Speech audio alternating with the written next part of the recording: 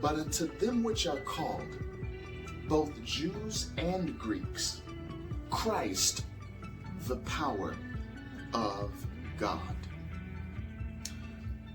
When Jesus went about, he went about doing good. But what does this good mean? It means he was healing all who were oppressed of the devil, for God was with him. And we also see that not only he was going about doing good, but all those that actually followed him were going about doing good as well. Now, this doesn't just mean walking old people across the street. It doesn't just mean giving food to the needy. It does not just mean those things. It also means a demonstration of the power of God upon everyone who was oppressed. Everyone who came to Jesus got exactly what they needed and desired. That woman with the issue of blood, well, she came to Jesus and said within herself, if I may but touch the hem of his garment, I shall be made whole. And guess what happened when she touched his hem?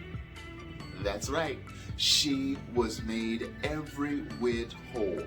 There were a bunch of people wherever Jesus went who really needed something from the Lord. It could not be gotten from simple helpers of the day. It could not be gotten from the doctors of the day. It could not be gotten from anyone. They needed a power above themselves. How many of you need a power above yourself, right? They needed some premium health care. Oh yes, they needed some premium wellness.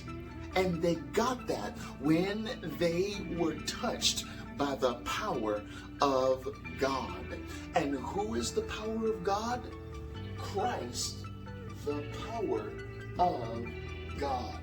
Whenever these people started to think within themselves, it's almost like God heard them, right? How many of you know God hears you? And they would go towards where Jesus was. And there was even a leper that said, Lord, if you will. Many are saying the same thing. You know, if it's God's will, he'll heal me. If it's God's will, this will happen and that'll happen. You know what Jesus said to that leper? If you will, the leper said, you can make me whole. I believe you can make me whole. And Jesus said, I will. And do you not know that Jesus is saying the same thing to you today? It's God's will that you be made every whit whole. You do not have to put up with anxieties. You do not have to put up with depression. You do not have to put up with oppression. You do not have to put up with anything that does not belong in God. Listen, God is light, and in him is no darkness at all. Do you want to know what the secret place of Psalm 91:1 is? Oh yes, the secret place is Jesus Christ, for he is the secret place of